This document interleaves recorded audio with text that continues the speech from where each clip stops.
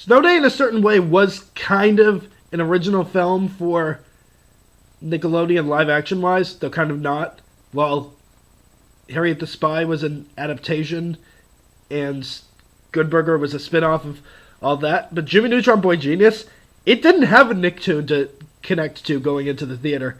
Although to a certain degree, because they aired all those shorts on Nickelodeon before the movie came out, they clearly set it up enough so that kids were aware of Jimmy's world before they went into the actual movie. In fact, you saw all the shorts and you wondered, like, how in the heck are they going to fit all this into the movie? Turns out they didn't. I mean, the shorts are just simply showing different adventures in this world before the events of the movie. As well as a few shorts that were aired that led up directly to the events of the movie, too. That 5 shorts that aired on different nights that acted as, altogether, as a brief little prequel and lead into the movie that I think were very effective. But the movie itself, how is my take on that? Well, this is one of the first movies to ever be nominated for Best Animated Feature at the Academy Awards, and it certainly earns that, because this is a great, great entertainment. Here's the plot.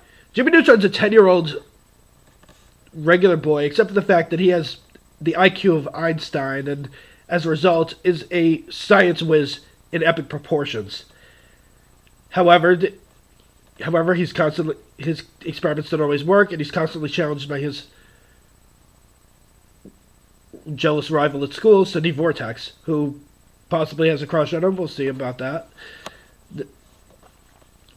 Also, while his loosey-goosey father is willing to forgive a lot of the craziness that comes as a result of him experimenting, his mother is not so much, as she's constantly treating him like he is a regular kid, at the same time as that, like, not giving him the privileges of somebody who was a lot smarter than a regular kid. But, however, on the night that Jimmy and his friends have snuck out to a new amusement park that has just opened up, all the parents in the city are abducted by alien egg creatures, the leader played by Patrick Stewart and his associate played by Martin Short, as a result of them finding Earth thanks to a communication satellite Jimmy sent out designed off of a toaster. The kids celebrate at first, but then gradually realize what's happened, that they can't function on their own without their parents, as well as realize what happened to their parents, and sure enough, they set off into space to rescue them. Can they do it? Okay, so what is so entertaining about this movie? It has a lot of funny elements to it. I mean, seriously, this movie, even now, still has so many moments where you can, like, laugh just the same as you did as a kid in an element that as an adult. And yeah, whether or not you understood the joke back then, or whether or not it was a joke that was easy to understand then and is easy to understand now, it ends up being very, very funny. And the animation, I think, is gorgeous.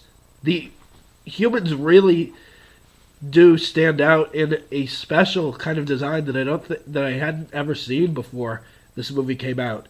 And my God, the highlight of the film, one of the highlights of the film by far, is the sequence where they're taking off into space. I mean, they redesign and work on the rides in the amusement park in order to turn them into spaceships and launch them into space. That's pretty entertaining. That's pretty ingenious. And it makes for a hell of an entertaining sequence that still brings a smile to my face even to this day. The voice acting is really good too. I mean, Patrick Stewart, you have him as the villain. I mean, why in the world would he not be entertaining to watch? Martin Short gets a fair amount of laughs as his associate Ublar, and yeah, King Goobot, I think, there is an appreciation to the fact that Patrick Stewart can play the menace at the same time as that playing the fact that, well, he's an over-the-top villain too. So, yeah, it's balanced perfectly. If I have any complaints about the movie, it's just maybe there's a bit of too much of a childish element to it, but at the same time, that is kind of the point.